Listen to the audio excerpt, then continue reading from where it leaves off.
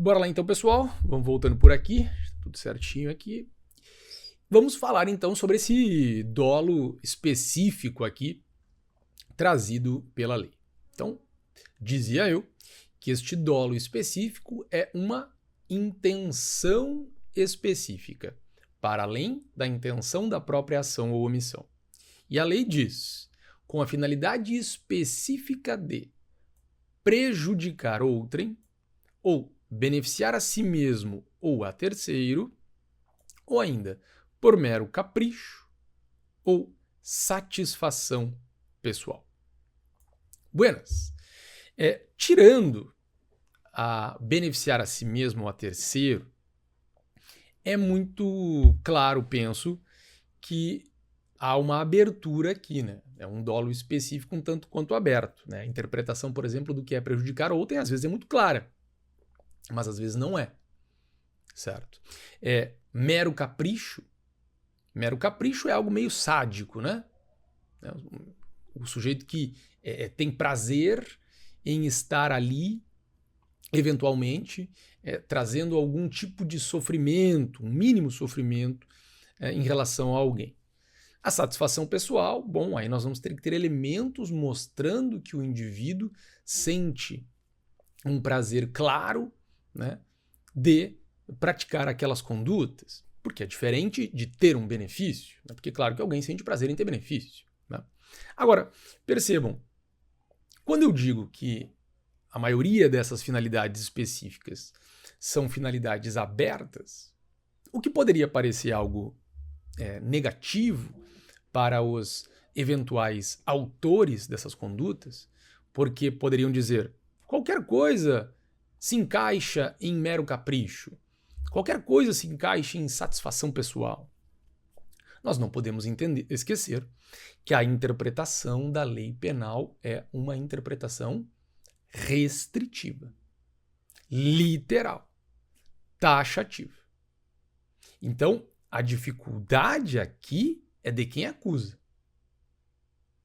O ônus probatório é de quem acusa, e por isso a dificuldade maior será sim de quem acusa, que terá que conseguir demonstrar por elementos objetivos dolo subjetivo, que é um elemento subjetivo. E isto é difícil, isto não é fácil. E isto, por isso, acaba sendo uma proteção. É claro que quando a gente fala em beneficiar a si mesmo ou a terceiro, é quando aquela conduta é algo absolutamente claro. Então, quando um juiz, por exemplo, estou dando esse exemplo só porque vi essa entrevista ontem que citei para vocês. Quando o juiz, por exemplo, não quer se submeter a uma abordagem policial, a uma revista no seu carro, a uma revista pessoal, mesmo estando praticando condutas suspeitas, atestadas por terceiros, e ele mostra a sua carteira funcional para isso, ele está querendo um benefício. Isso é óbvio que ele está querendo um benefício. Então, esse tipo de conduta fica muito claro. Né? Quando alguém quer se esquivar do cumprimento de alguma obrigação, fica muito clara a questão do benefício. Quando um terceiro claramente teve prejuízo, aí nós temos que observar todas as formas da conduta do autor para ver se ele queria mesmo aquele prejuízo, algo que pode ficar bem provado. De novo, a satisfação ou capricho são menores aqui, mais difícil de provar, mais difícil de enquadrar. E isso, claro, em um caso prático, terá que estar muito bem documentado, provado em um procedimento. Agora, no que nos interessa aqui é a prova. E aí, pessoal, essas expressões são expressões mágicas. São as expressões que vocês precisam procurar dentro dos enunciados para ver se, sim, é caso de incriminação por abuso de autoridade. A prova, o examinador, ele não vai poder trazer assim circunstâncias abertas, muito abertas, e fazer com que vocês tenham que encaixar. A gente pode imaginar em um outro tipo de concurso, não o de vocês, uma maior cobrança sobre interpretações sobre essas expressões. E aí eu diria, por exemplo, um concurso já na fase de sentença para juiz. Ah, bom, aí realmente o juiz ali, a prova vai poder cobrar interpretações, ele vai ter que esmiuçar para estudar a jurisprudência, como que está sendo tudo isso interpretado. Mas na prova objetiva do concurso de vocês, fiquem tranquilos. E vocês não acham questões de prova que tornem isto obscuro, estas avaliações obscuras. Agora, percebam, são muitas expressões. Se beneficiar, beneficiar a terceiro, prejudicar terceiro, satisfação pessoal, mero capricho. E vocês têm, sim, que memorizar tudo. O prejuízo e o benefício próprio de terceiro, poxa, é fácil. As expressões satisfação pessoal e mero capricho são expressões bem peculiares, principalmente mero capricho, né? E ela está aqui. Então, essas expressões têm que acompanhar um caso para nós podermos falar em incriminação, em possibilidade de incriminação. Provas perguntam qual é o dolo específico? Sim, perguntam. Então vocês têm que saber isso mesmo. Provas falam a expressão dolo específico? Falam a expressão dolo específico, certo? Algumas não utilizam o adjetivo específico. Alguns falam dolo de prejudicar. Tudo bem, tá feito, embarca nessa, certo? A inexistência de qualquer uma dessas intenções aqui inviabiliza a incriminação. Percebam então, depois de toda essa explicação, desde o final do bloco anterior até aqui, que para que nós possamos trabalhar com incriminação, nós temos que vencer algumas barreiras, sendo que não há na lei a previsão de crime culposo. Isto é bem importante. Por quê? Porque se houvesse crime culposo previsto na lei, eu teria algumas dificuldades. E quando que fica uma dificuldade em relação ao crime culposo? Quando eu tenho erro. Quando eu tenho erro. Né? Quer dizer, muitas vezes o erro se confunde com o crime culposo. Né? É algo, por exemplo, que os médicos reclamam muito na esfera criminal. Certo? Reclamam muito. Porque algumas vezes são incriminados de forma culposa por lesão, por homicídio até mesmo, e eles vão lá defender a existência do erro. Né? Entre os médicos, inclusive, né, há uma ideia sempre em relação a uma certa mágoa, vou usar essa expressão, que tem dos magistrados, de que, bom, se os magistrados julgassem os médicos como eles julgam os seus colegas magistrados, haveria bem um menor número, né, de condenações por crimes em relação a procedimentos médicos. Né? No que eles têm razão. É muito difícil um juiz incriminar um outro juiz por alguma atuação dentro da magistratura ou mesmo responsabilizá-lo de maneira civil. Né? Porque aí há um aumento do conceito de erro, certo? E claro, óbvio, estou generalizando aqui, né? Mas são questões específicas.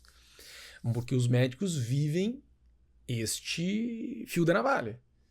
Né? O sujeito está operando a tua coluna, às vezes nem é algo bizarramente sério, por exemplo, uma hérnia de disco, que tem N tratamentos que não precisam ser invasivos, e mesmo a cirurgia, né, não é algo tão absurdo, porém, em uma cirurgia de hérnia de disco, eu médico, posso comprometer o movimento da pessoa.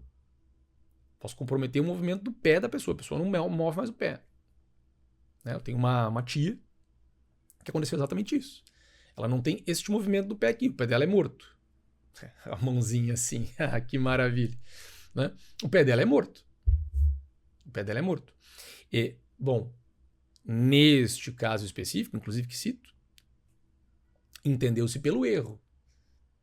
E se nós trabalharmos com a culpa, ele ficou muito próximo, não é? De uma lesão culposa, porque nós trabalharíamos com a imperícia. Aqui nós não temos esse problema. Aqui nós não temos esse problema, certo?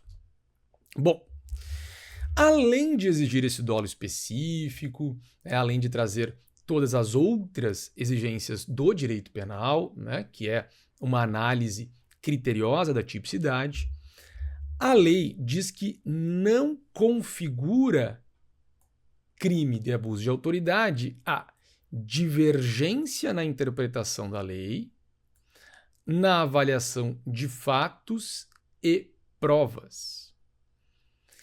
Vejam, a lei não precisava ter dito isso. Ao definir dolo específico, a lei já afastou essas possibilidades aqui. Mas eu não critico o legislador por ter feito este a mais aqui, que a gente nunca sabe como é que os juízes vão interpretar. E aí veio em boa hora. Divergência da interpretação da lei não pode caracterizar abuso de autoridade. E bom, vocês sabem bem, nós temos inúmeras divergências na interpretação da lei. Dentro de um processo, óbvio, se isso aqui estiver em questão, vai se analisar qual é o conceito de divergência, né? Porque não pode ser uma decisão solta lá, tem uma divergência aqui porque tem essa decisão aqui. Não. O Brasil é um país continental. Você vai achar decisão em relação às matérias de todos os tipos. Avaliação de fatos e provas. Poxa, isso é fundamental. Isso aqui é fundamental mesmo. Ainda mais no trabalho policial. Ainda mais no trabalho policial, em uma avaliação do que está acontecendo. Eu costumo dizer, quando há uma crítica ao trabalho policial, de um certo excesso, né? E eu me considero, assim, um defensor nato, né? Não sou um defensor de quem comete crime, que normalmente é incriminado, não. Eu sou um defensor das interpretações dos fatos, mas das melhores interpretações dos fatos, né? Me sinto à vontade assim. Então, aconteceu, acho que faz já algum tempo, na Zona Norte aqui de Porto Alegre, um indivíduo que tinha sido, eu não me lembro agora se era um roubo, se era um furto, e ele, de uma bicicleta, e ele tinha sido a vítima, ele vai atrás do sujeito para recuperar, eu acho que era uma bicicleta, não era uma moto, tô aqui tentando recuperar na memória, e ele alcança o cara entra em luta corporal com ele e ele começa a desmontar o cara. E filmaram a polícia chegando, segurando a vítima, né, de maneira forte, certo? A vítima reagindo, não, eu sou a vítima, não sei o quê, e o policial sendo duro com esse sujeito. Se eu não estou enganado, inclusive provocou algumas lesões na hora da imobilização, etc. Bom, isto pode ser configurado como abuso? Olha, óbvio, eu não estou dando detalhes aqui para vocês, mas não vou entender de forma alguma. De forma alguma. Vem cá, o policial está vendo aquela cena, né? O policial não é médium. O policial não tem um filme do que está acontecendo. E ele não pode chegar lá com todo o cuidado da presunção de inocência, chega assim, ô amigos, por gentileza, quem é que começou? Não, né? Não, até por uma questão de segurança. Que é isso que a gente tem sempre que avaliar dentro do trabalho policial, né? A questão da segurança. Oi, senhor, por gentileza, não invada aqui, né? Eu sei que o senhor é um manifestante. Poxa, eu não defendo abuso contra manifestantes de maneira alguma, mas às vezes é para a nossa própria segurança que uma certa postura tem que ser tomada. A gente não pode fugir disso, né? E em um caso desses, bom, depois se ficou sabendo que ele era a vítima, bom, paciência. O que eu poderia, para salvar o policial de eventual abuso? Olha, houve uma avaliação justificadamente mal feita. Era o que dava para avaliar naquele momento.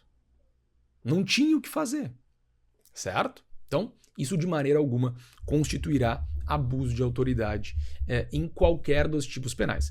Para alguns dos tipos penais, esse tipo de questão nem é tão relevante. Para outros, sim. Veremos alguns, não veremos todos os tipos penais. Então, nós vamos ter aqui algumas questões que esse tipo de salvaguarda é bem importante, certo? Sujeito ativo do crime. Disse eu para vocês, a lei de abuso de autoridade trata de crimes próprios. O sujeito tem que ser agente público. A lei traz um rol de agentes que podem ser autores do crime de abuso de autoridade, que não é um rol taxativo, e traz um conceito geral bem relevante sobre essa questão e que vai nos ajudar a entender, né, quem pode e quem não pode ser o autor desses crimes. Eu faço um intervalo aqui para que a gente tenha um bloco todo para poder falar um pouquinho sobre isso e prosseguir nas nossas explicações, certo? Intervalo então e já voltamos.